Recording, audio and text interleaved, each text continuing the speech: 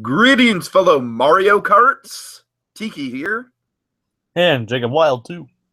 and welcome to another surprise edition of Tiki's Universe, the show where we recap, review, and react to a myriad of current animated programming, including Steven Universe, including not Tiki's Universe. We wish that's the animated spinoff to this channel.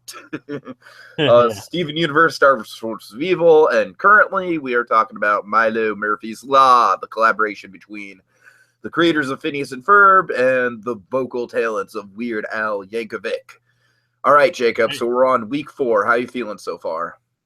Still think this series is going pretty strong. Yeah, I think the good thing about this week's batch of episodes was that they gave a lot of good character development to the supporting players here. This episode, we got to learn more about Milo's parents, and you know what, Jacob? Surprisingly, I'm actually growing on the Amanda character quite a bit. Yeah, I'm surprised. I mean, like, especially in the second one, especially in the second episode. Yeah, right. Like, she actually got a lot to do in these 2 episodes, and I'm like, okay, like, I really like this character. I think I appreciate what they're trying to do with her. So, Yeah, I think they can go places with her. I mean, like her, so she seems like she's kind of like a perfectionist type. All right, Kind of goes against Milo's chaos. Of course, but it's a fun play off each other, and honestly, I think I don't know. Well, we'll talk more about it when we get into the other episode. Yeah. For sure. Okay. So let's talk about Milo's parents here. So Milo's dad works at a go-kart track. That is so cool. I think he works in construction. It looked like they just hosted it at the go-kart race. Oh, did they just host it at a go-kart track? Okay, my bad. That's true. From the looks of it, I mean, he might, for all I know, which is still cool. But well, the way I took it, though, Jacob, is that the reason why we had that construction motif going on, and I could be completely wrong about this, granted, but the reason why it looked like his dad worked at the construction site when we first saw him in the episode was because the go-kart track just goes through such extreme hazardous lengths, extreme lengths to hazard-proof the tracks and everything like that, and that's why they're all wearing hard hats and stuff like that. I know I could be completely off base with that. I mean, I just thought as his dad works in construction.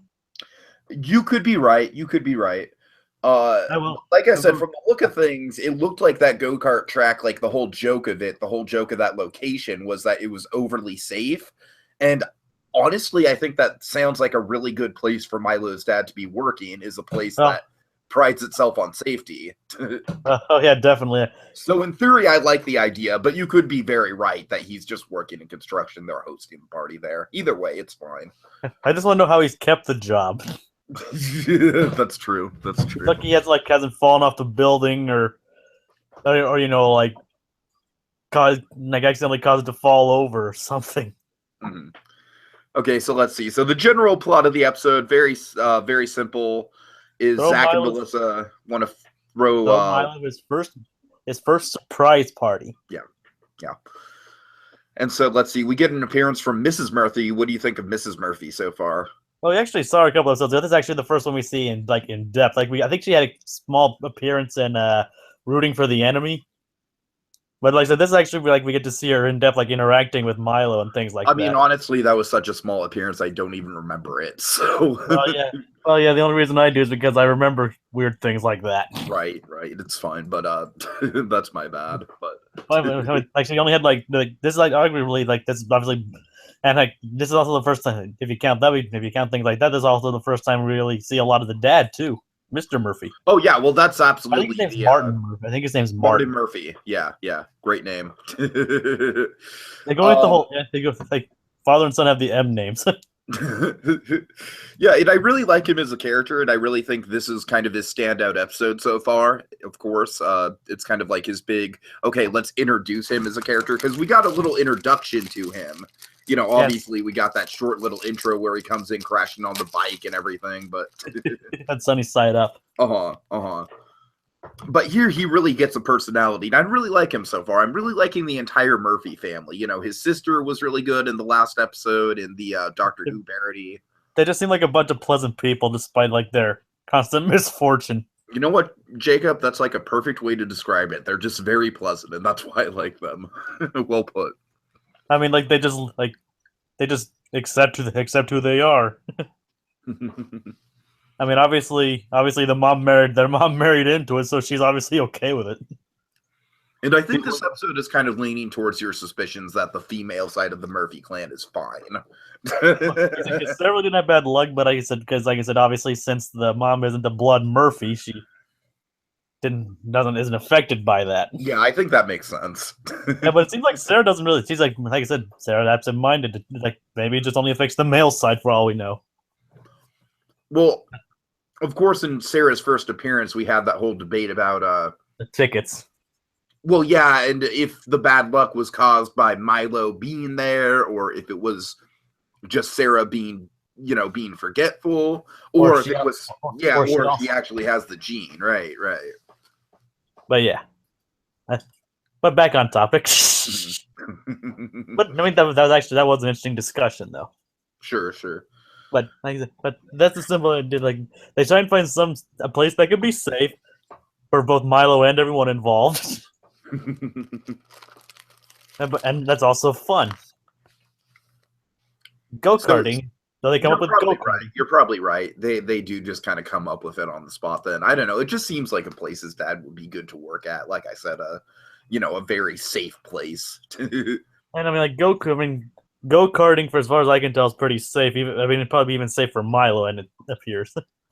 Yeah. You know what would be a good place for for Milo's dad to work, just off the top of my head?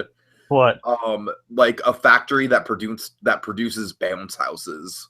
Right? Am I not wrong? No, that'd be awesome. Okay. So So Zach and Melissa enlist multiple other people to get there, and even enlist the classic distraction. Get the party guy distracted so he doesn't see his party yet. Oh yeah.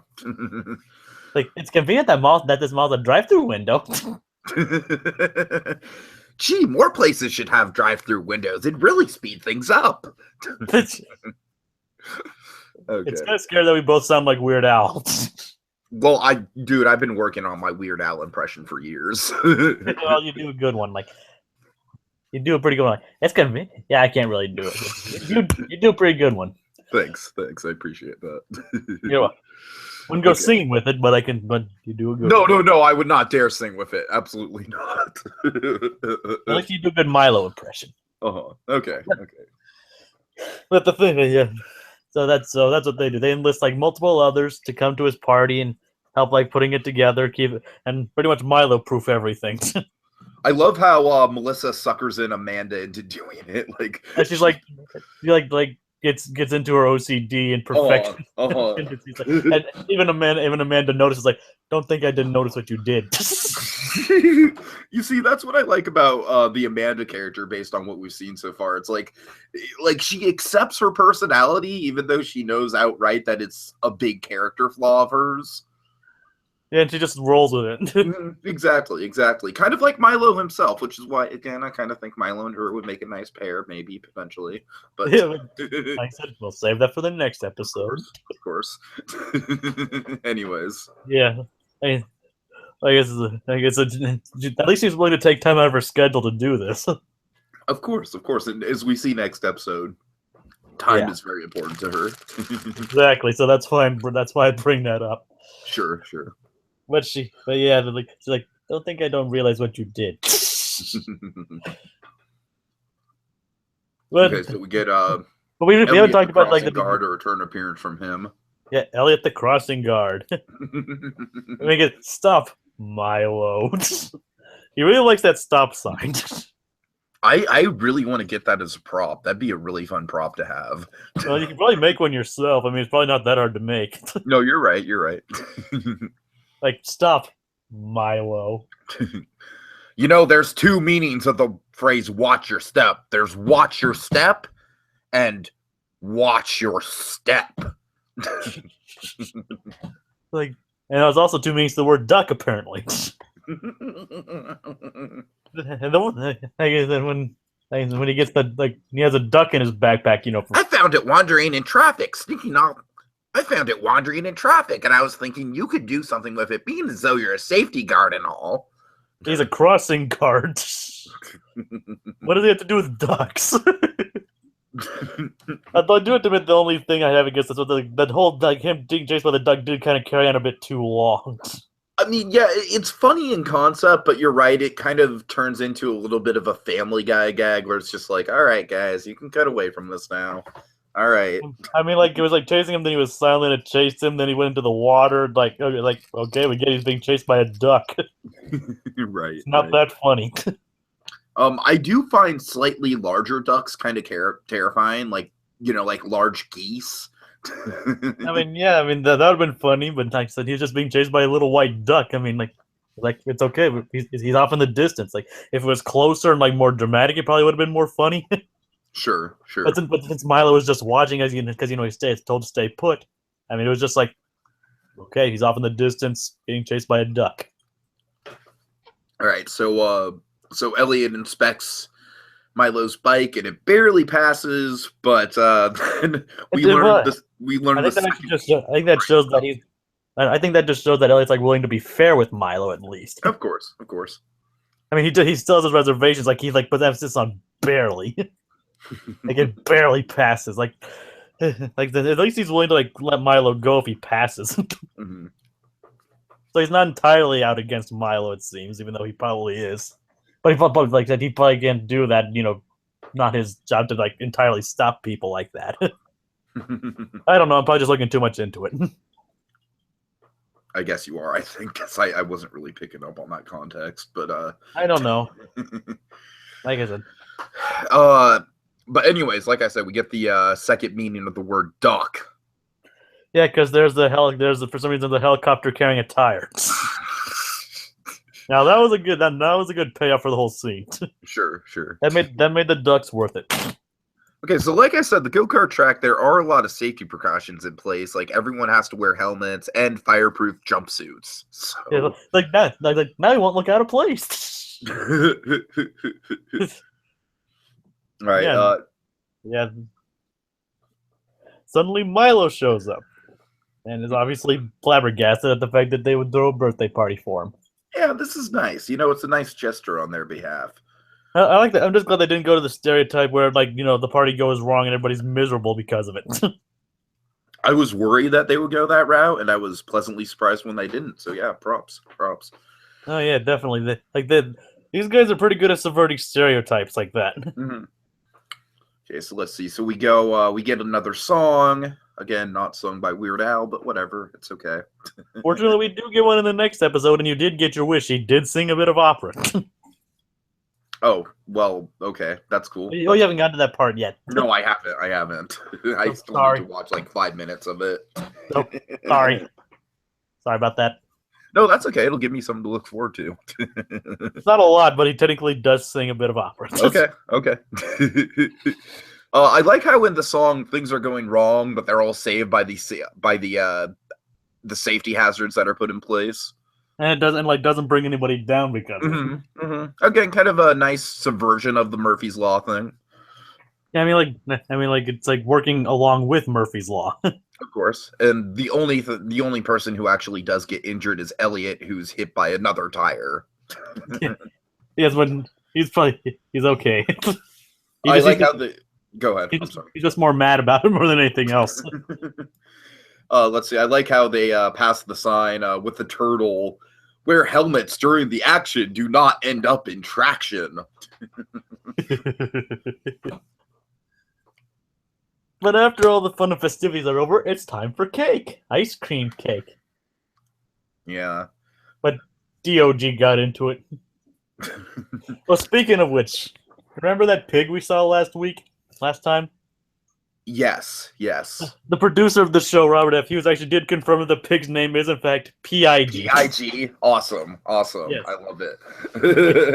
Robert F. Hughes actually did confirm that. The pig's name is actually P.I.G. I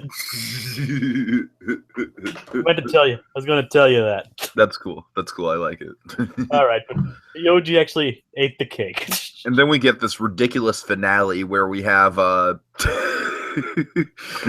Just an airplane, and the guy's caught off duck by he's distracted by balloons when he's flying an airplane. And it was just full of dynamite. Yeah, just cargo boxes full of TNT apparently. Yeah.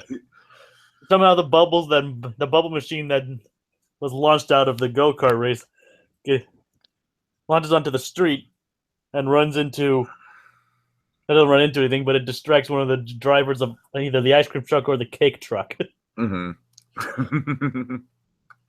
It sends that flying.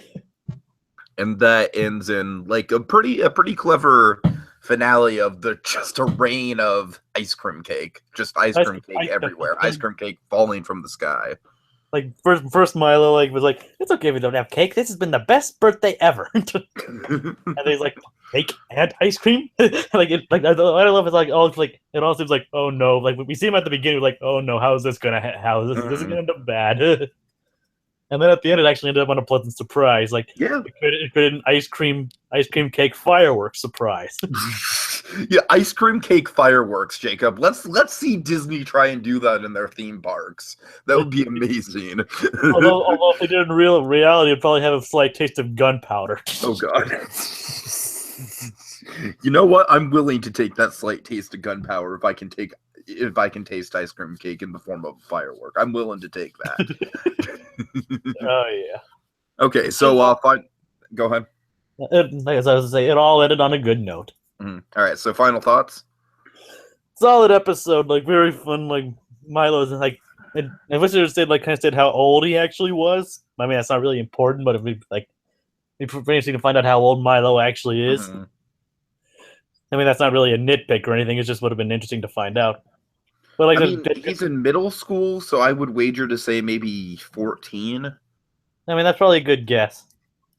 Like he was 13 and now he's going on 14. Like I said, it's probably a good guess. I mean, I don't know. Mm-hmm. Mm-hmm. I mean, it's not really that important, so that's why I'm not really. I'm just saying 14 is the average age of an eighth grader. So, like I said, the only really thing that I didn't like was the long-running duck gag. Yeah, that was not as clever as the writers probably thought it was. Like I said, it would have been more clever if they actually zoomed in on the action, showed him actually getting bit on the nose or something like that. Sure. I mean, even that probably wouldn't have been that funny. The zoom-in gag with the doctor we had. Yeah, I mean that would have been more funny, kind of clever callback to a previous joke. But exactly. I mean, like I said, the joke wasn't exactly bad. It just was just okay, he's being chased by a duck. Far away. Yeah, I say this episode is kind of I don't want to call it filler, but it is just kind of a good padding character development episode. We get to learn a little bit more about Milo's parents. We get to learn a little bit more about Amanda, which will pay off in the next episode immediately following this. And plus we saw the pistachio guys running by again. Oh my God, yes. The freaking pistachio guys. I want to know what's with these guys. Well, I guess we'll find out what's with these guys. They look like I love how it's like an ongoing mystery. It's like the most serialized thing in this show is this pistachio guys. And the llama incident. Yes, and the llama incident, of course. Who could forget about and the Twinkle Light fiasco of '89, Jacob. Don't forget about the Twinkle Light fiasco of '89. So much loss. All right, Jacob. I think that's a good place to end it. So thank you guys for joining us, and until next time, remember, it's his world. And we're all living in it. Yeah. Disney, seriously, get on the ice cream cake fireworks. I want it, please. Without gunpowder.